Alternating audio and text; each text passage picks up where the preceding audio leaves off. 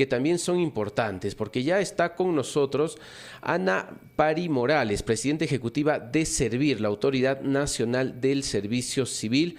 Con ella vamos a conversar acerca del tercer grupo de entidades que deben de presentar su documento de gestión el 2 de mayo. ¿De qué trata todo esto? Nos va a explicar en los siguientes minutos. Muy buenos días, bienvenida a Ampliación de Noticias. Buenos días. Muy buenos días, muchísimas gracias. Sí, estamos hablando del servicio civil, de este trabajo que hacemos las personas que estamos atrás de las entidades públicas, atrás de justamente el cumplimiento de las políticas públicas, de los servicios que la ciudadanía recibe. Eso es el servicio civil y de eso creo que vamos a poder conversar ahora. Muchísimas gracias. Ahora, se habla que hay entidades del Poder Ejecutivo que han cumplido ya con presentar su cuadro de puestos de la entidad, esto para transitar a la ley del servicio civil. Son dos, ¿no?, fases que ya se han completado, falta una tercera. Sí, justamente hace 10 años y OCDE lo sigue ratificando, es necesario que el país tenga un servicio civil profesionalizado, un servicio civil donde haya claridad de la idoneidad y de la meritocracia, es decir, que haya claridad sobre los perfiles que se convocan en el Estado y sobre los procesos para acceder a los cargos.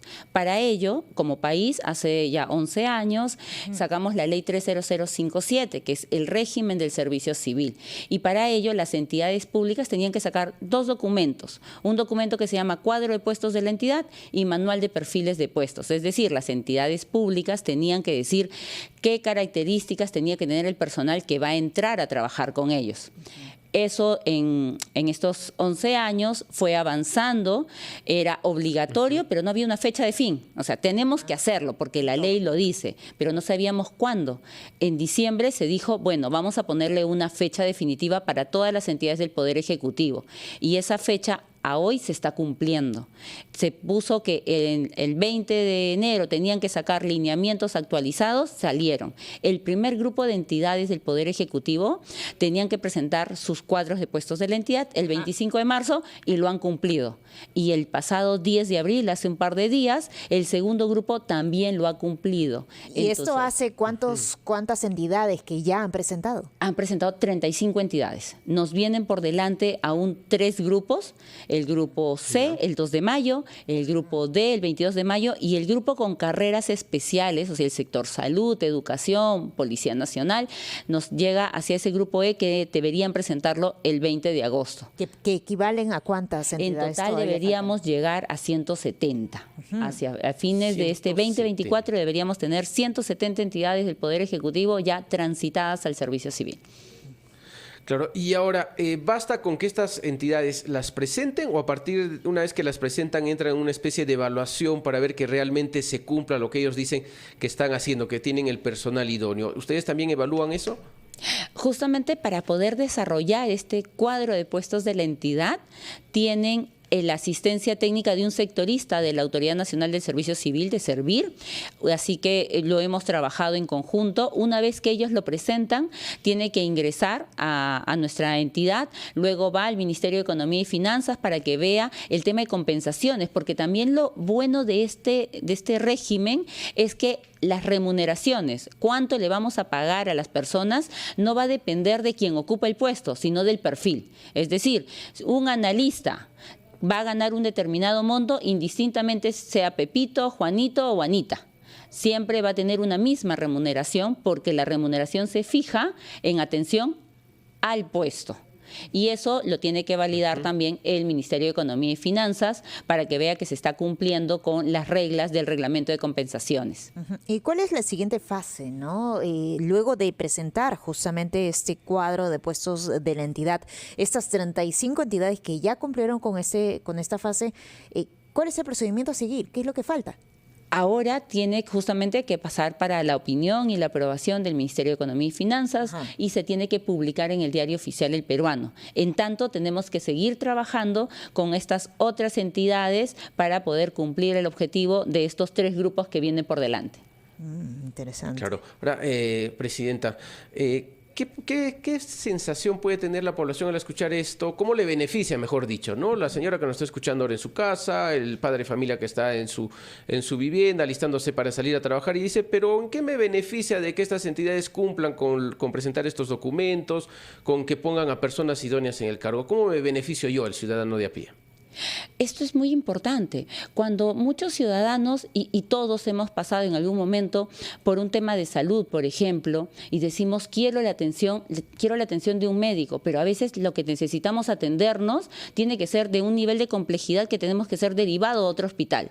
Para hacer esa derivación hay un documento. Justamente esa derivación, ese acto de derivación ya no depende de la enfermera, no depende del médico, depende de un personal administrativo. Si ese personal administrativo es idóneo, vamos a poder hacerlo en los tiempos que se necesita.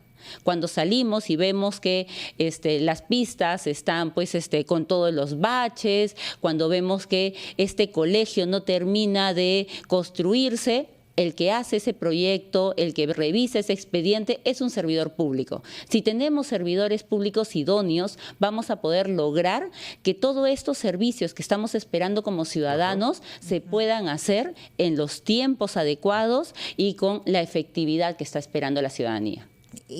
Con esto también se evitaría que los gobiernos regionales y municipios, por ejemplo, se conviertan en agencia de empleos para quienes apoyan en las campañas. En general, el ingreso al servicio civil sería a través justamente de estos procesos meritocráticos, los que hablaba, porque los perfiles se están elaborando previamente, van a ser publicados en los portales de transparencia y entonces vamos a poder decir si realmente una entidad X necesita ingenieros, necesita abogados, economistas y con qué experiencia necesitan gente muy experta con 8 o 6 años de experiencia o necesita jóvenes que deben ingresar justamente para renovar, para poder innovar en la situación. Entonces, estos perfiles, estas características de lo que se necesita ya van a estar publicados y en el proceso de acceso vamos a hacerlo a través de concursos. La desconfianza que a veces hay a través de un concurso, ahora lo estamos colocando en el decreto legislativo 1602 que salió, además de poner el plazo, de que debemos colocar un veedor, alguien que pueda acompañar en estas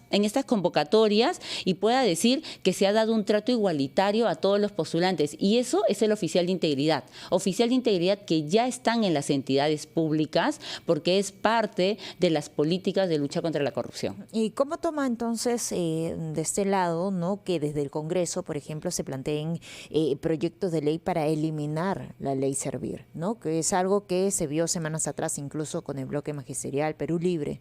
No, también. Cuando hemos revisado y lo he expresado en los espacios que me han dado, si revisamos la exposición de motivos de los proyectos de ley, siempre estamos apuntando a algo que tenemos en común. Queremos un Estado eficiente, queremos un Estado en el que se respeten los derechos de los trabajadores.